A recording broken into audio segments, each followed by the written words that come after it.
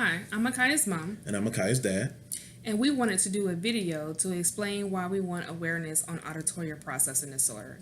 Since we started the YouTube channel, we have been asked several different questions, and we wanted to take the time out to answer them. So the first question is, What made us get Michiah tested? we got Michiah tested because in the second grade, she would have issues with staying on task, reading comprehension, math, and writing.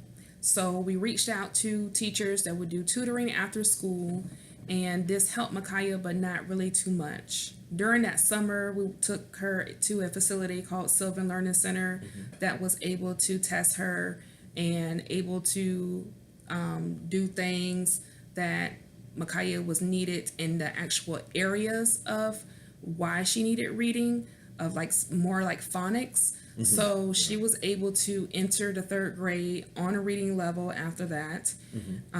But during third grade, the county requires the school to test them for several different things, and that actually had hurt Michiah because it showed that she was unable to pass those tests or like score very poorly on them. At that time, we again checked into teachers for tutoring, and her actual third grade teacher tutored her after school and was able to help Michiah one-on-one.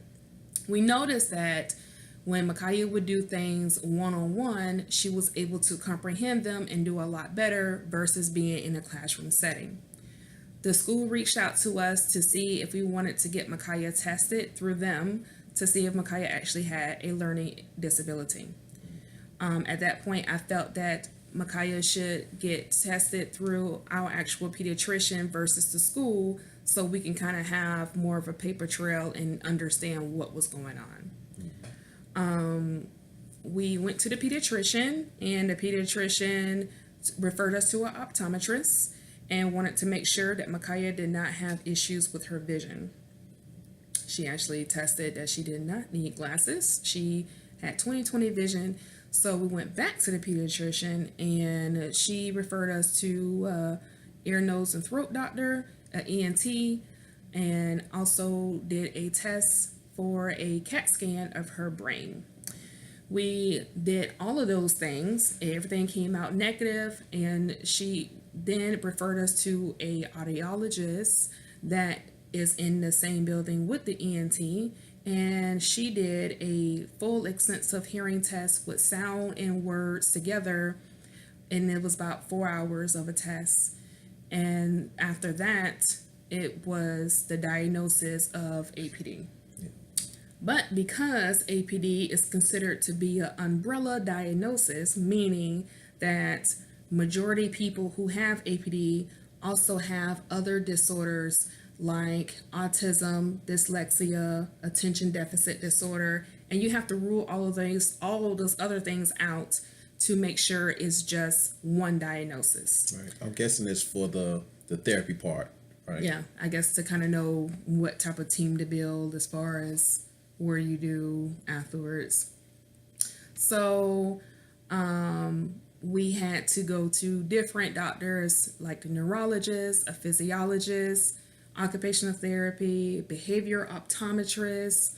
The list goes on and on. It was several testing, different physicians, took up to 3-4 months. Insurance didn't pay for it. Didn't pay for it. Yeah. And only thing that we was able to get at the end of it was a FM system, which is a pretty much a radio system that the teacher or whoever is conducting a group setting wears a mic, and Michiah wears headphones to hear the sound and the words clearly. But Michiah was not a fan of it. She said that she still heard the background noise. So it did not help Michiah at all. So we still was kind of like at a first point, or Back to square one. back to square one. As far as the classroom accommodation goes, Yeah. until we got the 504 plan. Yeah, we made a 504 plan to place. help with accommodations. And the accommodations that comes along with auditory processing disorder is closer closer seating, whatever the teacher says, they have to write, repetitiveness, and more patience, give them time to think. More time for Sometimes testing. more time for testing, things like that. And the school was able to do maybe 2% of that. Right. I don't know why. I'm assuming because of aid or funding or just not enough staffing. Class size. Class as well. size. I mean, they have to deal with other students as well. I mean, for fourth grade, she had 24 kids in her classroom. So they was only able to accommodate the testing. They was only able to accommodate the teacher actually wearing the FM system. But I mean, it wasn't too much they was able to accommodate. So this was a struggle for us because it's hard to see your child able to do work at home knowing they have it, and then they go to school and they have a test on it, and it's as if they never was seen it. It'll be a poor grade. Right. Almost. And sometimes when she was when she was in fourth grade, when she was coming home, we had to reteach the whole lesson. Yeah, we have All to over again. reteach the whole lesson all over again as if they even spent all day in school. Like it was brand new.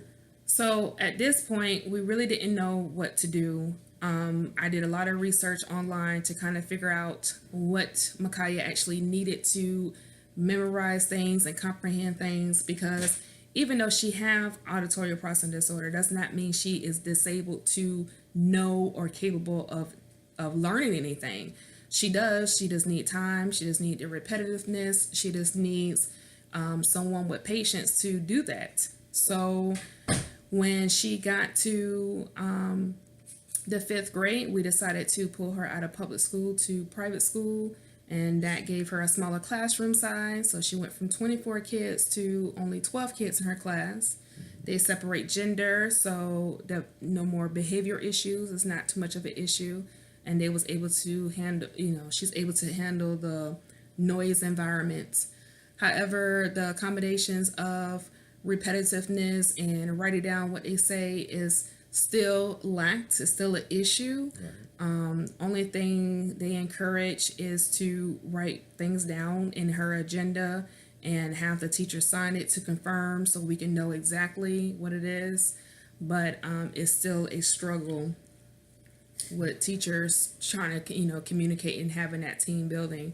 I know a lot of people that I belong with on A.P.D, social media, like community networks, they homeschool their children or do virtual online school because the accommodations are so hard to be recognized by schools. Another question is, why are we doing a YouTube channel now? We're doing a YouTube channel now because we figure since it's been 2 years since Michiah been diagnosed with A.P.D and A.P.D alone, and she has no medical issues. She has none of the things that they statistically say that kids with A.P.D have. We want to make it aware that maybe if your child has been diagnosed with ADHD, attention deficit, or something else, or the school saying that your child have comprehension issues, it can be something more. If we never listened to our guts and knew that it was something more, we would still be paying for tutoring and never know what's going on. So we wanted to share what is auditory processing disorder. We want to share the issues that they go through socially, that they go through even building friends and knowing what stores to go to that can bother them, or parties, or loud noise, or Malakai's football events when he playing the band. yeah, instruments, or I mean anything. I mean it's definitely a lifestyle change, and so we want everyone to know that it is an actual issue. Another question is, what changed after the diagnosis? I think the only thing that changed is our lifestyle. We learned how to accommodate home. We learned how to communicate with her. We know not to give multiple step directions. We write things down we want her to remember. We make sure that we don't talk too fast or mumble. We make sure we not have conversations over the TV or anything Right. that can like distract her. We just made sure that we accommodate her to our best abilities. No playing the video games loud. No having the TV on during homework time.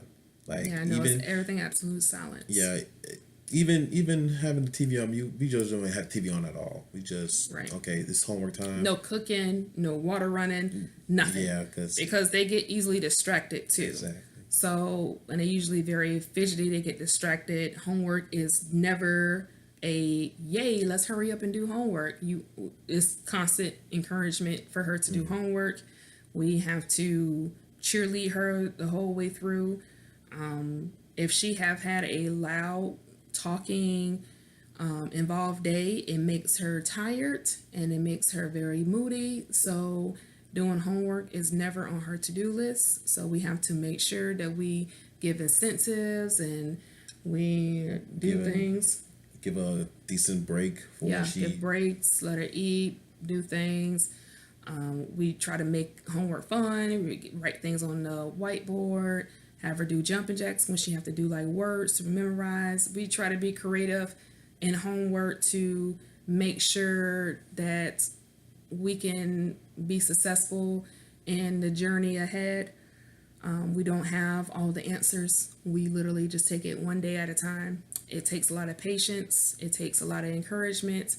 And sometimes we just have to step away ourselves from being frustrated and just see what else we can do to make things better. But it's definitely a growing process, Right. I can say. Yep. Basically, have accommodations at school and definitely have accommodations at home Yeah. that needs to be met. So, only thing I can say is definitely be an advocate for your child and never believe the first diagnosis because it can be something else. Thanks. Have a good day.